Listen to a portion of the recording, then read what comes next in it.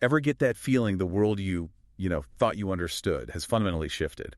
Like the old rules just don't apply anymore. Oh, absolutely. It's a feeling I think many people share right now, a sort of uncertainty. Well, today we're exploring exactly that sensation. We're looking into Ben Rhodes' book, After the Fall, Being American in the World We've Made. It's a fascinating book, part personal journey, part sharp analysis of how we got from the post-Cold War moment to, well, to now. Exactly.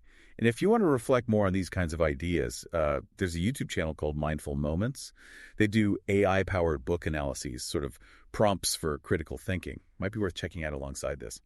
Interesting. Good resources are always helpful for these big topics. So our aim today is really to unpack some of Rhodes' key observations. The shifts, the surprising insights he offers about the forces shaping things today. And focusing, you mentioned, on maybe some positive angles or paths forward he points towards. Yes, precisely. Where does he see constructive possibilities? So let's start where he starts, really. This idea of freedom's high watermark, that period right after the Soviet Union collapse. Right, the early 90s. What did that look like in his telling? Well, he talks about this huge wave of optimism. You had communist regimes falling in Eastern Europe. You had Mandela walking free. Right-wing dictatorships were declining. It felt like, especially from an American perspective maybe, a moment of triumph. The Cold War, the big organizing principle was just gone. And when something that's central disappears, it leaves a vacuum, doesn't it? Rhodes argues something else started to fill that space. He does. He contrasts that optimism starkly with what he sees now, the rise of this new kind of nationalist authoritarian politics. And he really uses Hungary under Viktor Orban as a kind of case study for how an open democracy can transform. Right. And Rhodes spoke with people there, like Sandor, who laid out Orban's methods pretty clearly. What were the main tactics? Well, Sandor described this playbook. It often starts with right-wing populism, tapping into anger about corruption, maybe globalization's downsides. Then you see the enrichment of loyal oligarchs. They build up wealth. And that wealth then fuels the political machine. Ah, the money connection. Exactly. Then comes the partisan propaganda controlling the media narrative, redrawing electoral districts to lock in power, packing the courts with loyalists. Undermining checks and balances. Absolutely. Favorable treatment for big business, tax breaks, that sort of thing, using social media for disinformation, attacking civil society, George Soros often being the big bogeyman there. Yeah, that's a common feature. And it's all wrapped up in this Christian nationalist message, often defining itself by attacking the other, immigrants, Muslims, liberals, elites. It's a potent mix. And depressingly familiar in some other places too, wouldn't you say? It feels like a pattern. It really does. Yeah. Rhodes then looks at how that initial post-Cold War hope started to curdle.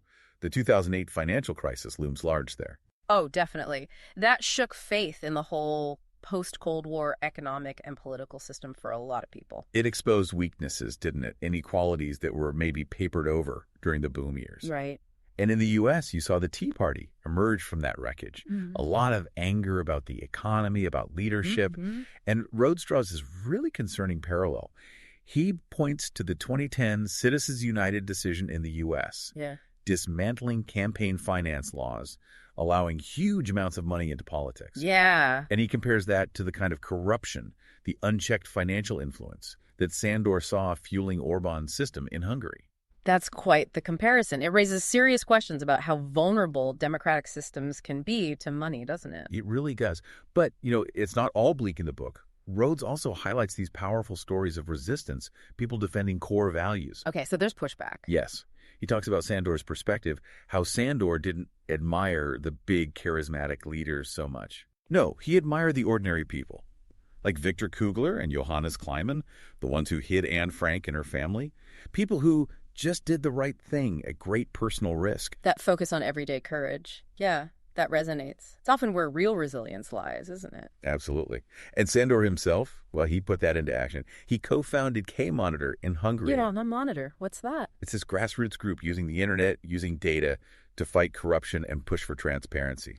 Just citizens trying to hold power accountable. Really inspiring stuff. Wow. Using modern tools for that kind of civic action, that takes dedication, especially against powerful interests. Definitely. And then there's Catalin Crises' story.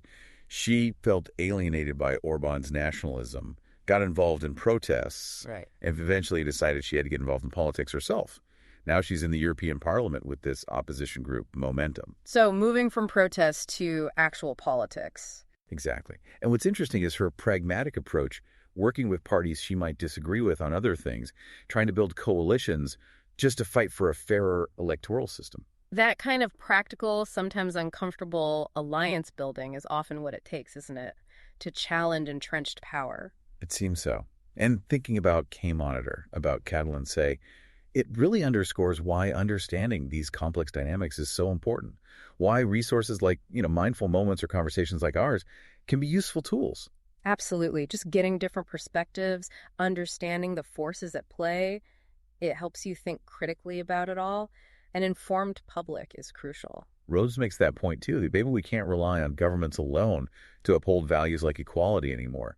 That responsibility falls more on individuals. He mentioned Sandor refusing to register K-Monitor as a foreign agent under a new Hungarian law. Sandor compared it to being forced to wear a yellow star. Wow, that's a powerful statement. An act of individual conscience against state pressure. Exactly. So ultimately, Rhodes paints this picture of an ongoing struggle. Right, this constant tension playing out globally between these authoritarian trends and movements fighting for democracy, for justice. And that initial hope of the post-Cold War years. It feels quite distant now, looking at Hungary and other places. Very distant. The tension isn't just between countries, Rhodes notes, but often within them, too. A complex picture. So we've traced that arc with Rhodes, from the optimism after the Cold War to today's, complexities. It shows this constant push and pull between political model. And highlights how much individual actions and collective movements still matter in shaping what comes next. Right. So thinking about all these forces Rhodes describes really makes you wonder, doesn't it? What's your own role in navigating these changes? Yeah, how do you uphold the values you care about in this current landscape? Exactly. That's something to mull over. And if you want to keep exploring these kinds of questions with us, do subscribe so you don't miss our future talks. Share this discussion if you found it valuable. And you can grab Ben Rhodes' book, After the Fall. The link's in the show notes if you want to read it yourself. And most importantly, just keep thinking critically about the world around you.